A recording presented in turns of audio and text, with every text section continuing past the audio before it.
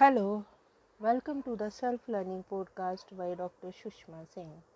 Let us start discussion on Unit 10, Temporal Evolution of Ancient, Modern, Pre-Industrial and Industrial Cities. We continue our discussion on pre-industrial cities and subtopic is social organizations. There is a clearly demarcated class structure and family, religious, educational and governmental system. The most striking component is a literate elite controlling the masses as well as the dependent on it, as we see in the case of the caste system in India. The elite comprises of individuals holding positions in the government and in religious and educational institutions in society. The masses produce handicrafts and provide services mainly for the elite. There is a sharp division between the elite and the lower class, but in both these classes there are various levels as well. The members of the elite families enjoy power and property. Their position is legitimatized by sacred writings. Social mobility in such a city is minimal. There is no threat to the elite from the lower classes within the city. It is usually comes from outside. There is an absence of a middle class in the pre-industrial city. The marginal or outcast groups who are not an integral part of the dominant social system play a significant role. The untouchables or lower caste in India provide a number of services to the upper caste. They rank lower than the urban lower class, performing tasks considered specially degrading, such as burying the dead. There is a formalized system of age grading as a mechanism of control in pre-industrial cities. In a family, the eldest son is privileged. Children and youth are considered subordinate to parents and other adults. Older persons hold considerable power and prestige in society. On the peripheries of the modern city, a number of residential suburbs are located, which are economically tied to the central city. The modern city is much larger than its predecessors.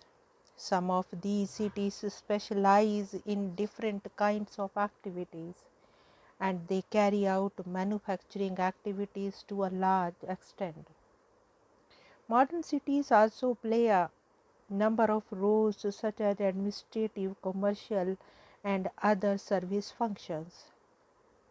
The development of the modern city is linked with industrialization, with the development of manufacturing processes based on the factory.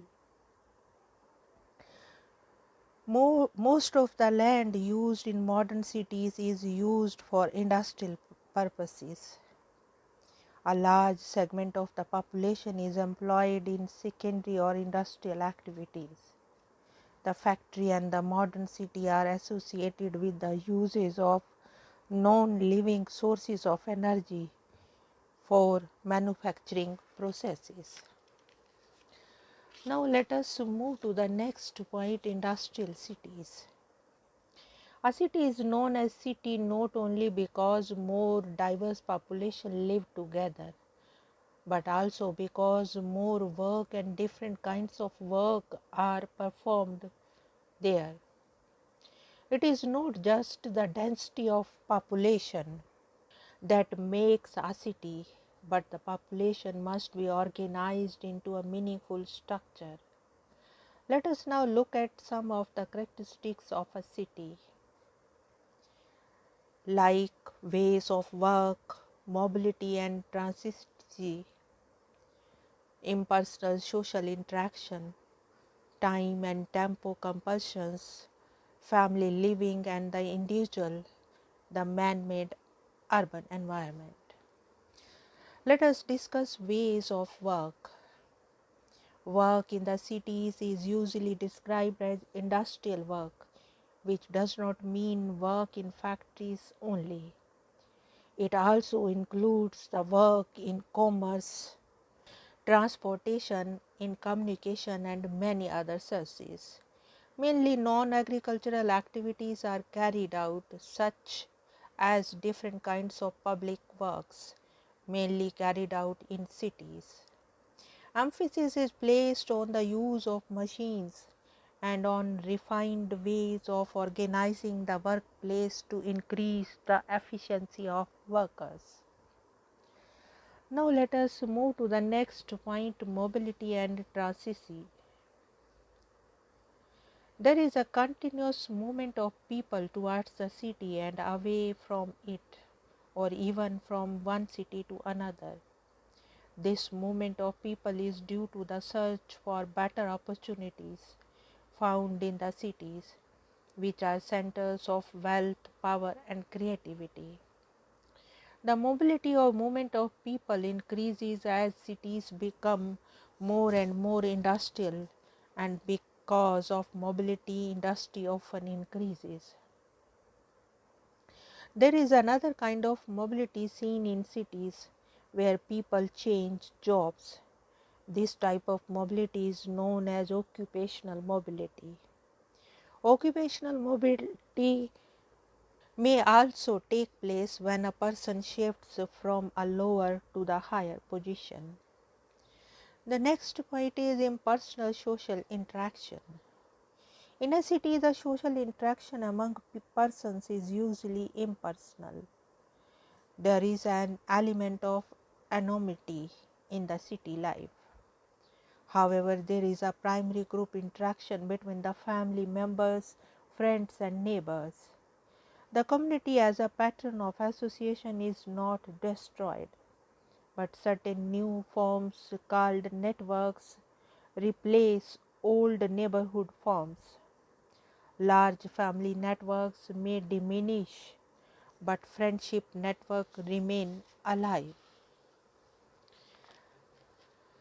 The next is time and tempo compulsions. Due to the nature of the industrial work, the life in the urban community becomes clock regulated. There is some amount of order maintained when it comes to maintaining regularity and punctuality. Village life is strictly controlled by the cycles of nature, but city life is regulated by more precise time through the clock. For instance, there are fixed working hours for a number of people working in industry, for transportation, etc. The next point is family living and the individual. Traditionally, the family has been and in a large measure remains the unit of production and consumption. The status of the individual dependent on his or her membership in the family, mainly a joint family. The joint family system begins to disintegrate and the nuclear family system begins to emerge. The family tends to lose some of its old functions, such as economic and educational functions. Other institutions like play schools, daycare centers, and crèches, etc., take over some of the functions performed by the family. The next is the man-made urban environment. The urban environment is man-made and mechanical. The city has been called unnatural, as everything has been constructed and created by man, such as pavements, gardens, streets, etc. Several changes are made in the environment to provide civic amenities, such as the laying of water supply lines, sewers, channels for electric power or gas supply. The transportation may be carried out underground overhead or on the land surface. Lighting system is provided on the streets for easier movement of people. There are phone lines laid and other systems used for better communications. Now, after looking at the meaning of city life, let us now look at the meaning of industrialism. Industrialism is related to the work that is carried out in a city.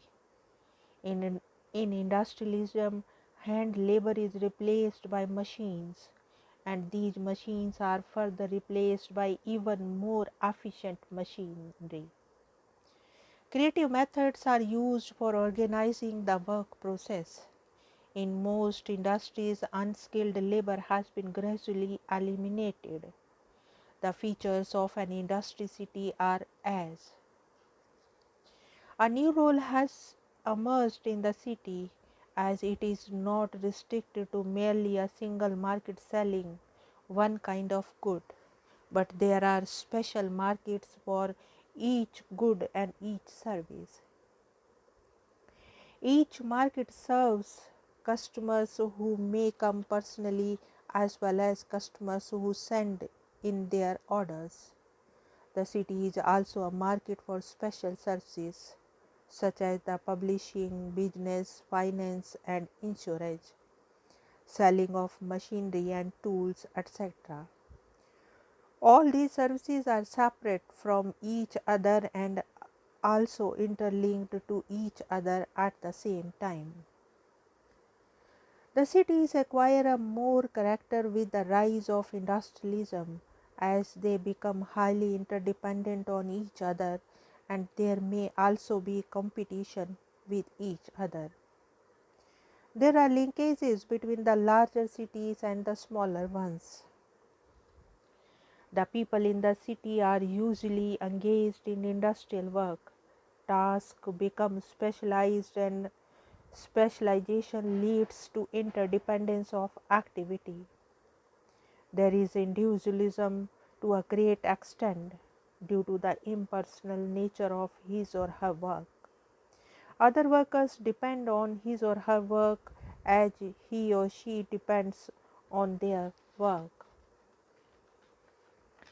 There is a need in cities of some regulating authority to regulate the dealing between the buyers and sellers.